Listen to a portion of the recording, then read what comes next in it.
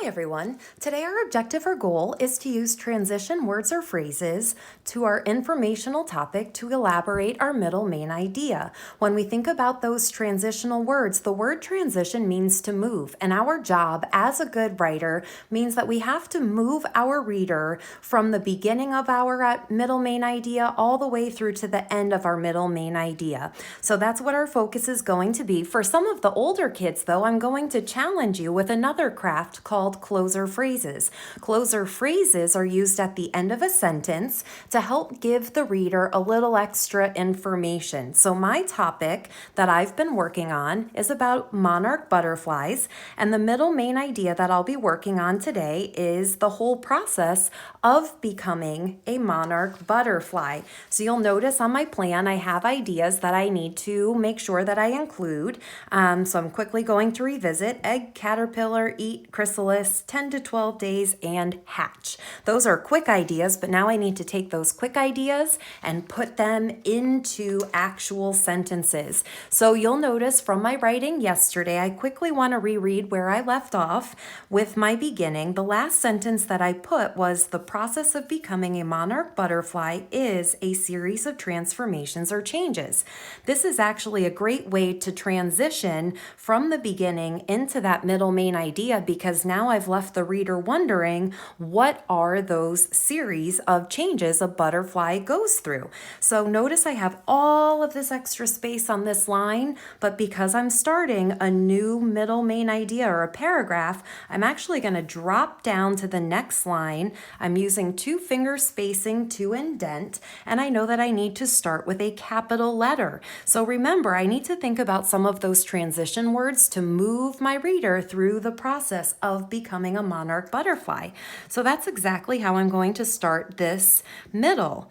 Notice my capital B, because that is the start of my sentence, becoming a monarch. Again, monarch is a specific name of my butterfly, so I'm capitalizing it. Becoming a monarch butterfly. And let's see, it begins. So that would be a good word to use to show at the start or in the beginning. It begins with a tiny white egg. Now, for my more advanced writers or older writers, I'm going to use a dash right here to indicate a closer phrase where I want to give my reader a little extra more information or a comparison. Small as a breadcrumb. These are so tiny you almost wouldn't notice it. And I want to make that comparison of just how small this egg is. So I have that closer phrase of small as a breadcrumb. End of my complete thought. So I'm going to put a period and keep moving. But now I need to describe what's inside that egg. So I'm going to say inside the egg is a very small caterpillar. Now, remember I told you I did my research through Mayan and through my own observations and reading. So I do know how to spell the word caterpillar. So I make sure I have my small caterpillar.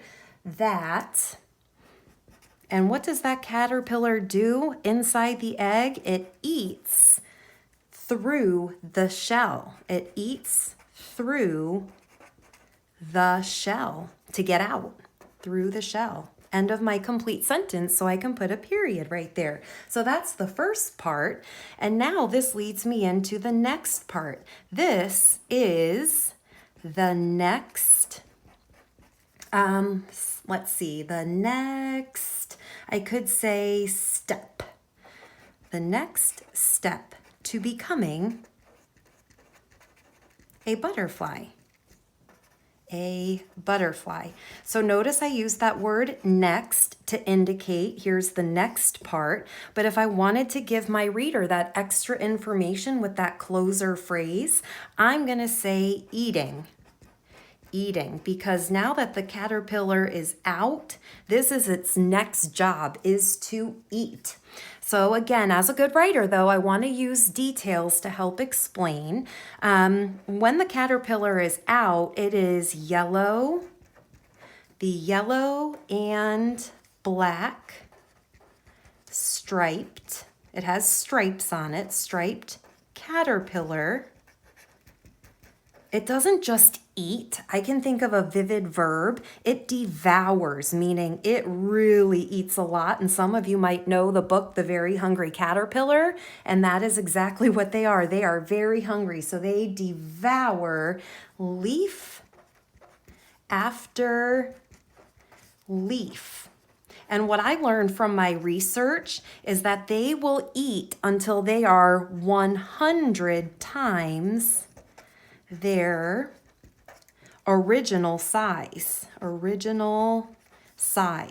And to me, that's an incredible piece of information. So I'm going to end with an exclamation point.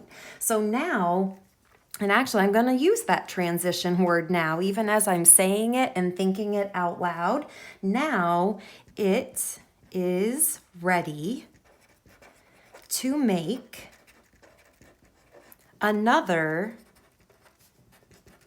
change. Remember, I'm writing about the whole series of changes in this piece. So now it is ready to make another change. And again, I can use that closer phrase to explain what that is. The next phase or change is forming a chrysalis. Now that's a tricky word, but again, because I've done research, I do have the spelling for chrysalis. So it forms a chrysalis, period. So now, and again, I've used that word now, so I need to think of another transitional word. So after, it's formed that chrysalis after 10 to 12 days, and that's from my own observations in my butterfly garden. After 10 to 12 days, the caterpillar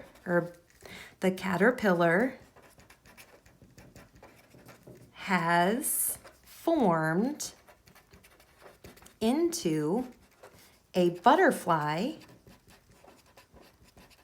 that is ready to hatch. That is ready to hatch. So when I go back and I think about my transition words that I've used in my writing, I used words like begins, I've said next, I've also used transition words like now and after. And I also have some of those closer phrases to give my reader a little extra information. Your job today is to use transition words in your middle main idea to help elaborate your informational topic. Happy writing!